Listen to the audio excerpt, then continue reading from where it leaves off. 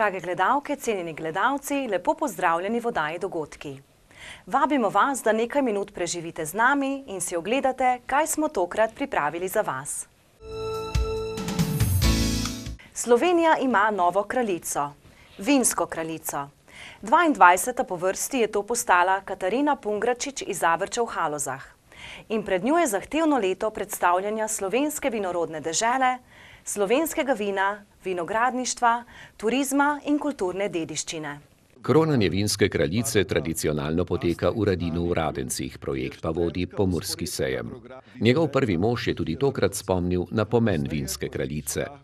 Od prvega kronanja v letu 1995 je poteklo 22 let. In lahko mirno rečemo, da smo v teh letih doživljali neverjeten razvoj na vseh področjih.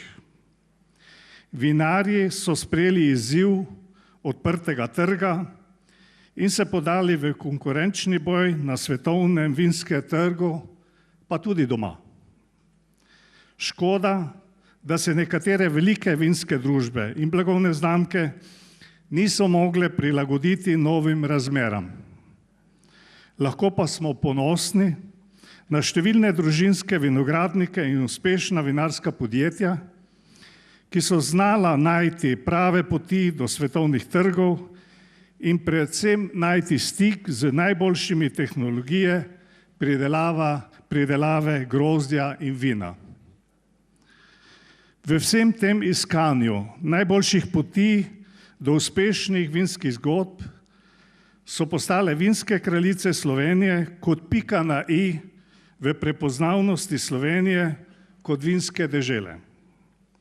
Lidija kot prva vinska kraljica Slovenije je orala ledino v tem pomembnem poslanstvu.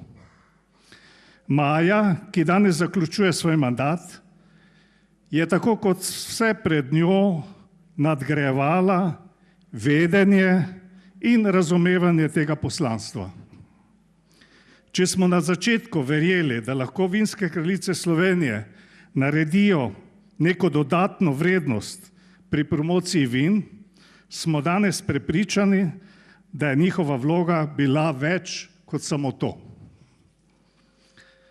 Pridelati kvalitetno grozdje, obvladati vse postopke v vinogradu in v kleti, ter nato še v prodaji je povezano ne samo s pridnim in strokovnim delom, ampak tudi z dobrimi zgodbami. Zgodbe o vinu in vinski kulturi so z vinskimi kraljicami postale del splošne kulture slehernega izmed nas. Vino je živilo, je zdravilo, pa tudi poživilo. Tudi če ga dojemamo kot zdravilo, ga moramo imati z vsem spoštovanjem in odgovornostjo in prav to je tisto, kar so vinske kraljice Slovenije v svojem poslanstvu počele. Dojemanje vina kot del našega življenja z vsemi pozitivnimi in negativnimi platmi. Kmetijski minister je v nagovoru poudaril, da je bilo prejšnje leto za kmetijstvo in pridelavo hrane eno najtežjih, saj smo imeli tako rekoč vse naravne katastrofe, od pretoplega morja, zmrzali in suše do toče in novih škodljivcev. Pohvalil je delo kmetov, ki je odvisno od narave, in dodal, da brez njih ne bi bilo toliko obiskov turistov, nočitev, da turisti pridejo zaradi urejene krajine, za katero skrbi slovenski kmet. V luči razprav, kaj bo z evropskim kmetijstvom po letu 2020, pa je dejal, da se ne strinja s tistimi, ki pravimo, da je rezerva pri evropskih kmetih in da je mogoče denar zanje zmanjšati. Za škodo zaradi ruskega embarga niso krivi kmetje. Slovenija se bo morala odločiti in povedati Evropski uniji, da rezerve za projekte pri kmetih ni, je še povedal in pohvalil vse dosedanje kraljice. Tudi zaradi vas, v veliki meri, je slovenska vinogradniška in vinarska proizvodnja, zlasti pa slovensko vino, bolj cenjeno. Tudi zaradi vas danes slovensko vino zmaguje na evropskih in svetovnih trgih. Jaz sem neverjetno navdušen, ko skupaj prepričujemo pomembne kupce v Evropi, na Kitajskem, Hongkongu in marsikje drugje. In ko vidim, da večletni trud daje naročila, ki se vidijo v večjih količinah nabave in ki se vidijo tudi v tem, da cena slovenskega vina se sicer počasi, ampak vztrajno zvišuje. To je, drage vinske kraljice, in še enkrat hvala, tudi pomembna vaša zasluga. Tukaj pred nami, spoštovane gospe, spoštovani gospodje, imamo gospoda Janeza Erjavca. Za vztrajnim, trmastim delom ste vedno posamezniki. In spoštovani direktor, dragi prijatelj, tudi zaradi tvoje trme, pa tudi zaradi vizionarstva, gre danes slovenskemu vinarstvu in kmetijstvu in tudi proizvodnji hrane boljše, kakor bi šlo brez tvojega truda. Mi ne smemo pozabiti, da Agra, mednarodni sejem kmetijstva, prehrane in še marsičesa, omogoča večjo prepoznavnost slovenske hrane in boljši prodor na tuje trge. Ob tem je minister prepričan, da je iz majhnega zraslo veliko in to v Sloveniji, vključno z njenim uspehom pri uveljavitvi Svetovnega dneva čebel v Združenih narodih. Slovenija velja za državo, ki je neverjetno lepa. V Sloveniji živimo ljudje, ki smo srčni, pogosto tudi zdravo trmasti, nas pa je samo 2 milijona. In državi, ki ima samo 2 milijona duš, veliki svetovni projekti redko uspejo. In nam je, kar je bilo že omenjeno, pa želim ponoviti, v trudu, ki je trajal več kot 3 leta, z skupnimi močmi uspelo, da smo naredili nekaj, kar ne pomeni samo Svetovni dan čebel. Mi smo za našim trudom, kako ohraniti opraševalce, med katere spadajo čebele in ki proizvedajo 1/3 slovenske hrane. Ta naš trud je svetovna javnost spoznala kot nekaj, kar nas je dodatno vrisalo na svetovni zemljevid. Spoznala nas je, da kot majhna država zmoremo razmišljati izven svojih okvirov. Na način, kako pomagati rešiti za moje razumevanje največjo svetovno težavo. To, da je v tem trenutku 815 milijonov ljudi lačnih, to mora biti za vsakega od nas nesprejemljivo. Majhna Slovenija ne more rešiti te težave v celoti, ne more tudi večine drugih težav rešiti. Smo le veliki, kakor smo, ampak z pobudo za Svetovni dan čebel, ki v praksi pomeni naredili in že delamo več, da bodo opraševalci lažje preživeli in se razvijali, nam sedaj vsi priznavajo, da smo dali en pomemben kamenček v borbi proti svetovni lakoti. Meni je bilo neverjeten ponos, ko sem kot predstavnik slovenske države 20. decembra letos imel zahvalni govor v Generalni skupščini Združenih narodov Slovenije, Združenih narodov, Organizacije Združenih narodov. Ponosen sem bil zato, ker je resnično prva slovenska pobuda v Združenih narodih doživela takšno podporo, da so z mano želeli govoriti vsi pomembni v Združenih narodih. Pa sem vprašal, zakaj pa, ne? So rekli zato, ker mi v bistvu želimo svetu pomagati. Ampak marsikatera pobuda ni takšnega dometa, kot je vaša. Pobuda, ki v resnici rešuje enega od svetovnih problemov. To ni bil projekt posameznika. Tisto, kar je meni pri tej pobudi najbolj navdušilo, je, da je to bil projekt, ki Slovence združuje, svet pa povezuje. To je bila povezovalna pobuda, ki je uspela samo zato, ker smo kot narod z našimi prijatelji povsod okrog nas delali v eno smer. In to je pomembno tudi pri slovenskem vinogradništvu in vinarstvu. Slovensko vinogradništvo in vinarstvo, kraljica Maja Žibert je napisala včeraj izjemno lep dopis, ne vem, Maja, a ste ga poslala samo meni ali še komu drugemu, kjer je zelo zanimivo opisala slovensko vinogradništvo. Ta njen razmislek je temeljil na tem, da biti slovenski vinogradnik ni enostavno. Lege, kjer delate, so strme, imajo naklon. Marsikateri legi je čist nemogoče strojna obdelava. Ampak produkt, je pa izjemno kakovosten. Če pa slovenske vinogradnice in vinogradnik in vinarke in vinarji delate skupaj, pa ta produkt uspete boljše predstaviti tako v Sloveniji, kakor tudi v svetu. In uspehi so vidni. Po protokolu se je s poslanico tudi tokrat poslovila dosedanja kraljica Maja Žibert, ki je svojemu kraljičinemu poslanstvu vdihnila solidarnost in dobrodelnost in predstavila spoznanja kraljevanja. Ob tem je predlagala ustanovitev javne agencije na področju vinogradništva in vinarstva, ki bi rešila večji del težav, ki se pojavljajo v naši vinski deželi. Povezanost med malimi in velikimi, tudi večjo povezanost javnega in zasebnega sektorja.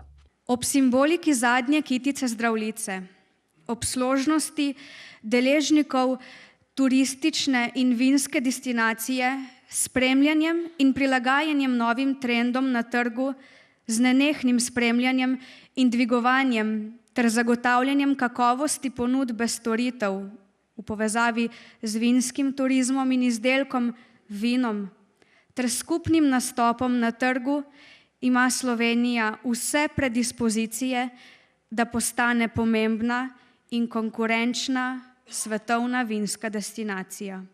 Slovenija je zares bogata dežela. Raznovrstna je v reliefnem pogledu, bogata s podnebno pestrostjo in pestra po svoji geološki sestavi. Te značilnosti dajejo osnovno podlago, da je naša mala državica tako bogata v pestrosti vinske ponudbe in kulinarike. V času mandata pa nisem srečala le tega bogastva. Bogastvo gostoljubnosti, sprejetosti, domačnosti, srčnosti in preprostosti. To so lastnosti bogate in prelepe Slovenije. In potem so odhajajoči sneli krono in jo nadeli novi Katarini Pungračič iz Zavrča v Halozah, s terasastih vinogradov, s katerimi živi od malega. Imenitna Slovenija nam omogoča različne pogoje za pridelavo in zato imamo možnost, da lahko pridelujemo več kot 50 različnih sort grozdja, ki ga predelamo v raznolika vina za vse okuse. Naša vina se lahko postavijo bok marsikateremu tujemu vinu.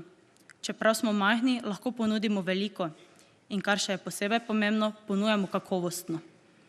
S to kakovostjo uspešno dopolnjujemo slovenski vinski trg in pišemo slovensko vinsko zgodbo.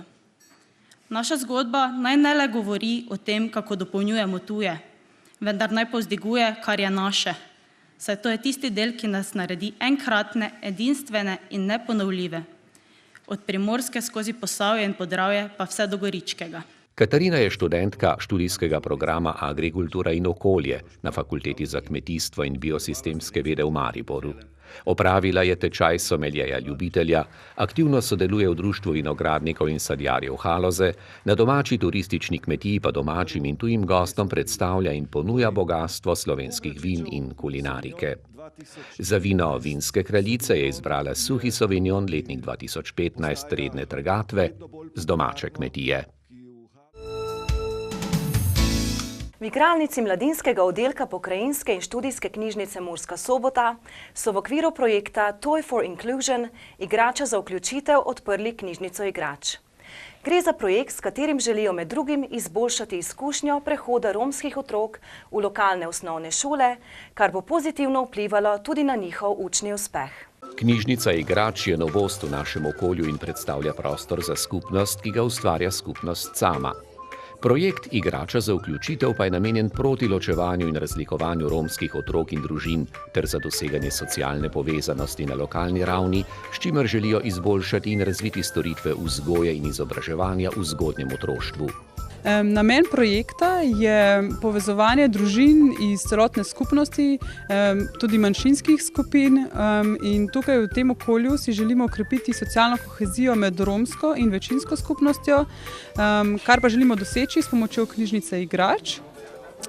Knjižnica igrač bo odprta vsako soboto v letošnjem letu po 2 uri od 10 do 12. Družine bodo lahko prišle sem se poigrati, si izbrati kakšno igračo in če se bodo včlanile, članarina je brezplačna, si bodo lahko igrače sposodile tudi za domov.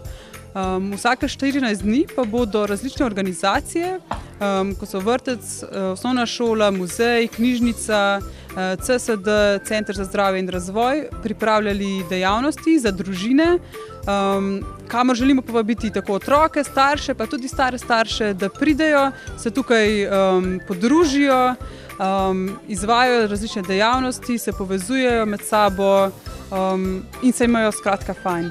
Znotraj omenjene pobude so se torej o pomoči vrtca Murska Sobota povezali z različnimi ustanovami z področja predšolske vzgoje in izobraževanja, kulture ter socialnega varstva, ki jim pomagajo pri načrtovanju in ustvarjanju dela. Za obiskovalce pa je najbolje, če ob sobotah pridejo kar v knjižnico. Urnik obratovanja knjižnice bo ves čas visel tukaj v knjižnici za mesec naprej in bo napisano, katera delavnica se bo izvajala, kdo bo izvajal delavnico, tako da bodo starši, če bodo videli, da jim je nekaj všeč, si lahko zabeležili in se tisto soboto v mesecu oglasili tukaj. V knjižnici igrač pa ne bo zgolj igre in sposoje igrač, temveč bodo dvakrat mesečno družine povabili, da se udeležijo zanimivih delavnic, ki jih bodo pripravljali strokovni delavci vrtca, osnovne šole 1, Centra za socialno delo, Pomurskega muzeja, Pokrajinske in študijske knjižnice, Centra za zdravje in razvoj ter romska društva. Zanimivo pa je, da na začetku romskih otrok skoraj da ni bilo, pa čeprav je projekt namenjen predvsem njim. Vedeli smo, da obstaja možnost, da na začetku ne bo takega povpraševanja strani romskih družin, zato imamo ves čas v mislih, kako priti do njih in v naslednjih mesecih, v naslednjih tednih načrtujemo, da bomo obiskali vrtec na Pušči, da bomo odnesli igrače tja, v vrtec povabili tudi starše in jim pokazali, da imamo v knjižnici zanimive igrače, ki pritegnejo otroke, ki pritegnejo tudi lahko starše, da se z njimi igrajo, da skupaj lepo preživijo čas in upamo, da bomo na tak način jih navdušili, da se tudi oni pripeljejo sem in obiščejo knjižnico. Sicer bomo pa razmislili še o kakšnih nadaljnjih korakih. Že povezali smo se z romskim svetnikom, tudi Zvezo Romov, Zvezo Preporod, tako da danes je na odprtje prišlo kar nekaj medijev, za kar smo res hvaležni vsem vam in upam, da bomo širili dobro besedo, dober glas in tako pač privabili različno množico ljudi, da pridejo. Omenjene delavnice bodo namenjene različnim generacijam, otrokom, staršem in starim staršem. Obiskovalci bodo imeli priložnost kakovostnega druženja, ustvarjanja, spoznavanja novih ljudi, obenem pa bodo lahko pobliže spoznali ustanove, ki bodo delavnice organizirale.